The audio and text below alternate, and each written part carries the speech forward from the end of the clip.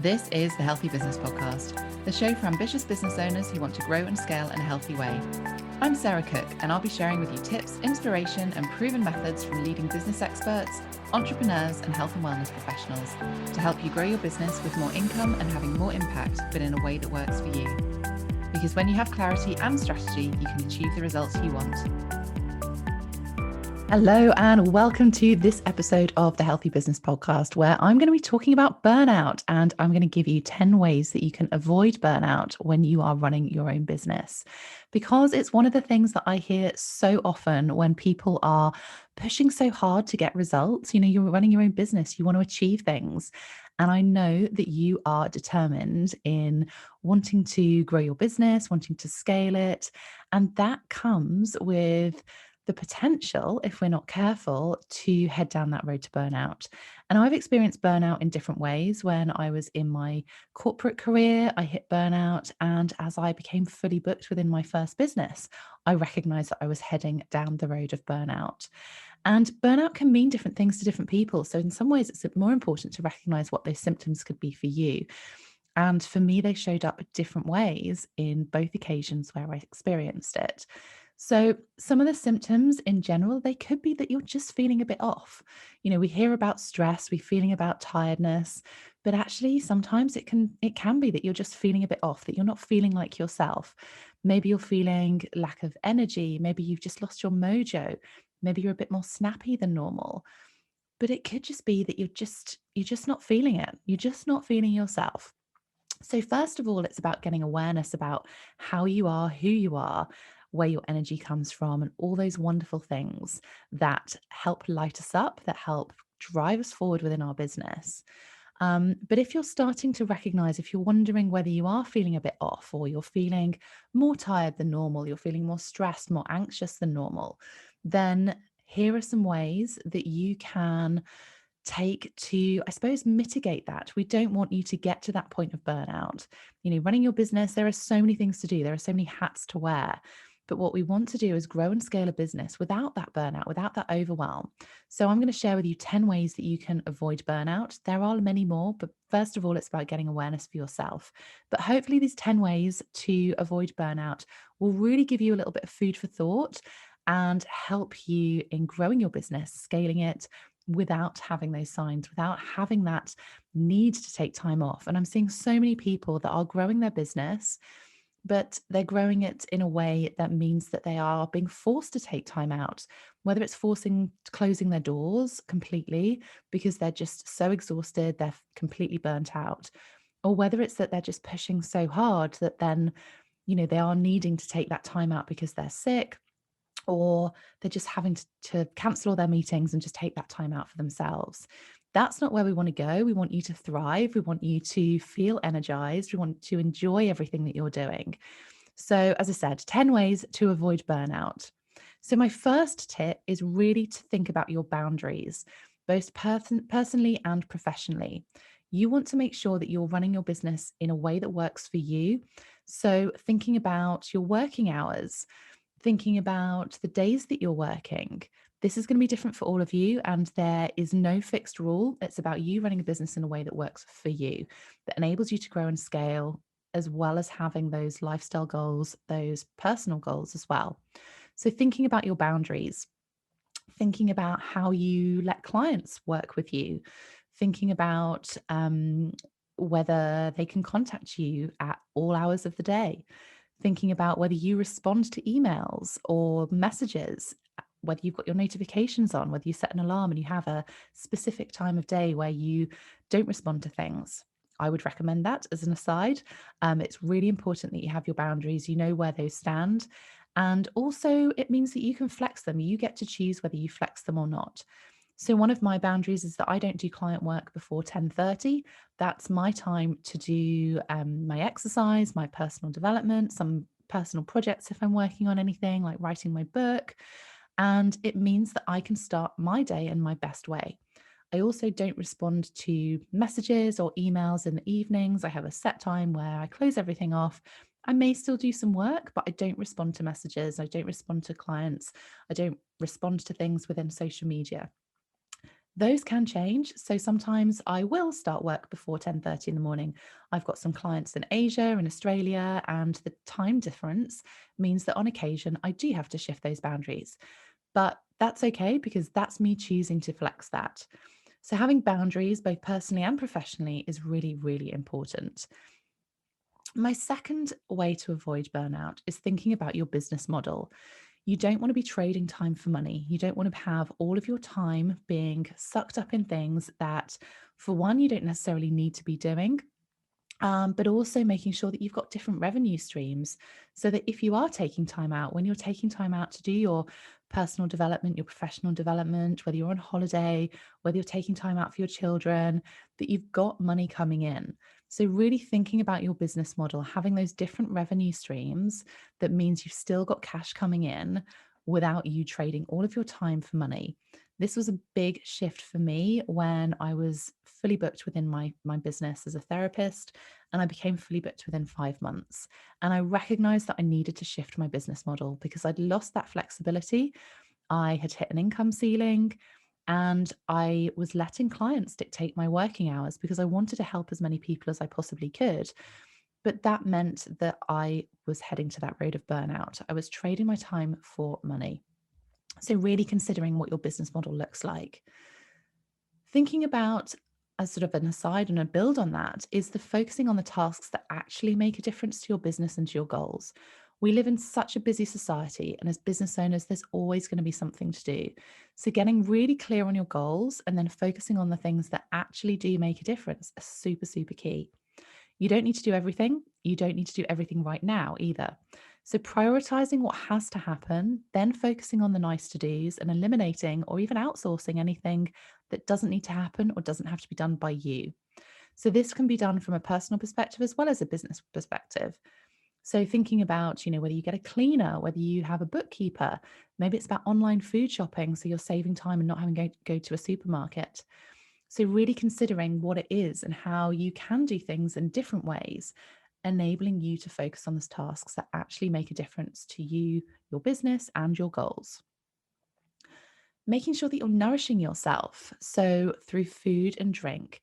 We all know what healthy foods are, we all know what we should be doing. But when we're busy, we tend to go for those quick fixes, don't we? But our gut is our long term energy. Our stress is held in our gut. So we need to make sure that we're having protein rich breakfasts. Studies have shown that this can help stabilize blood sugar levels, meaning that our body runs on our fat and energy stores rather than the survival metabolism. So, this signals to your body that we are safe rather than in crisis. So, that means that we feel calmer, it reduces our levels of adrenaline, so, swapping those quick energy boosting foods and caffeine for something that gives you long term energy that helps you stabilize your blood sugar levels will really make a difference to your stress levels. And caffeine can mimic the stress hormone cortisol in your body as well. So, I'm not necessarily saying completely cut out caffeine, but maybe swapping one of those 10 cups of coffee that you're using at the moment and having, whether it's a herbal tea or whether it's water or whether it's, a smoothie or a juice or something that's going to give you the vitamins to nourish your body in the right way. So, my fifth tip, learning how to pause and rest. So, this can come in different forms. It doesn't need to be grand gestures like spa days. You don't want to be working so hard that you're then forced to take time out and rest, as I said earlier. But it's about integrating pause and rest into your everyday so that you can perform at your best on an ongoing basis. This is about you being at your optimal levels for as many days as possible. Deep breathing can really help reduce feelings of stress and levels of cortisol in the body. So, if you are starting to feel anxious about things, then just take that pause, have that rest. Even 3 deep inhales and exhales, really focusing on that breathing, can make such a big difference. And if you plan that into your day, even if it's just, the length of time it takes to do 3 deep breaths is nothing. But if you can plan that into your day and do it regularly, your body then starts regulating itself. And that can make a huge difference in the long term. Thinking about it as a compound effect. You don't want to wait until the point that you're feeling stressed. You want to have these integrated into your everyday so that your body can re regulate itself. Movement is another great way to balance things and to avoid burnout. Now, thinking about what your body needs, what energy you're needing, movement doesn't need to be hardcore cardio exercise. Movement is just about you giving yourself the energy, but also recognizing that you might need more calm, more slower movement as well, maybe different movement at different times of the day. So I know from my body that if I do hardcore cardio in the evenings, I don't sleep very well. So I tend to do my cardio first thing in the morning, hence why I don't start my client work until 10:30. That's how I get the best out of my day. So I do my sort of cardio work in the morning, and then I will do something more slower, maybe more meditative, yoga or relaxation in the evening. So thinking about at your levels of energy at different times of day, what do you need that's going to help you perform at your best? Now, talking about end of day, sleep is one of those other things. We all know that we should be sleeping for a certain number of hours each day, each night. And we know that sleep aids recovery and it supports our body. And that in turn helps our emotional and our mental states. So thinking about your sleep routines and avoiding looking at blue light from your phone, your TV screens, etc. before you're going to bed. But also thinking about first thing in the morning. Are you reaching for your phone and scrolling your emails or your social media? This can interrupt your sleep pattern as well. And it also adds to your mental exhaustion. So if you're starting the day feeling exhausted, then you're going to end the day and that's going to affect your sleep as well. So thinking about the full day, thinking about your sleep can actually happen first thing in the morning, not just last thing in the evening. My eighth tip, this is about thinking outside of work. Where are you getting your fulfillment outside of work? So making sure that you're investing your time in your hobbies, doing the things that you enjoy doing, seeing people that you enjoy spending time with. These are really key in boosting your mood and means that you are not focused on work all the time. You running your own business, you're passionate about what you do, and I totally understand that. But doing things outside of your job, outside of your work, will actually help your brain. It will help you feel clearer, give you more creativity, and it will give you that joy in a different way that your business will. Similarly, having a support network of like minded people that you can talk to, that you feel safe to, that understand why you're doing what you're doing is really important. So, having that tribe of people, that support network that you can go and ask those questions, that you can speak to ask for advice. It's one of the reasons that I run my free Facebook group, Healthy Business to Wealthy Business. It's one of the reasons that I love running group programs and masterminds because you've got that support network. It's also one of the reasons that I invest in masterminds and working with people who are like minded, that continue to push me, that are energized, that have a similar thought process, but are also there that I can ask those questions that I want to, that maybe friends and family wouldn't necessarily understand or know where you're coming from. And my 10th tip is to add joy to your everyday. So, thinking about how you can set yourself up for your best day, thinking about the rituals, the routines that you can have, whether it is journaling, whether it's gratitude, having those positive moments. Again, it's this compound effect that you can add in little things on your everyday that are going to make you feel less stressed. You're going to feel more positive. You're going to feel calmer. So even things like playing music whilst you're washing the dishes or lighting a candle when you're doing some admin work, maybe having lunch outside in nature, taking a break throughout the day and going and doing something completely different, whether it's reading a magazine or taking a walk around the block so that you're outside, you're in fresh air. So many different things that you can do to add joy to your everyday that will make a huge difference on your stress levels, but will also help you avoid burnout. So I've shared with you 10 ways that you can avoid burnout. So in summary, we talked about your boundaries. We spoke about your business model. We focused on the tasks that will actually make a difference to your business and your goals. We talked about nourishing yourself through food and drink. We talked about how to pause and how to rest and adding that into your everyday rather than getting to that point where you're forced to take time out and rest.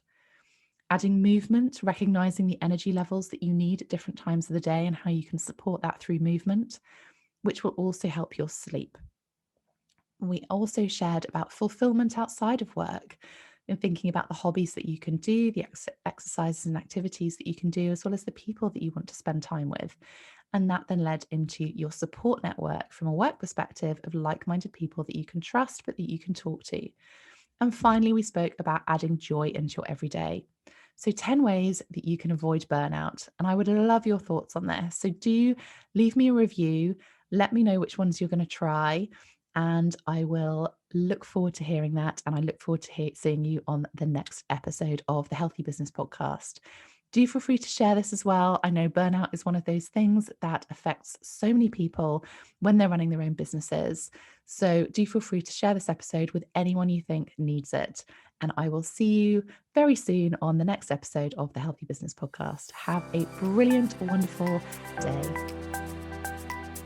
Thanks for listening to the Healthy Business Podcast. To get your free checklist with 1-minute hacks to accelerate your business and find out more about our community, head to my website, sarahcookmarketing.com/healthybusiness.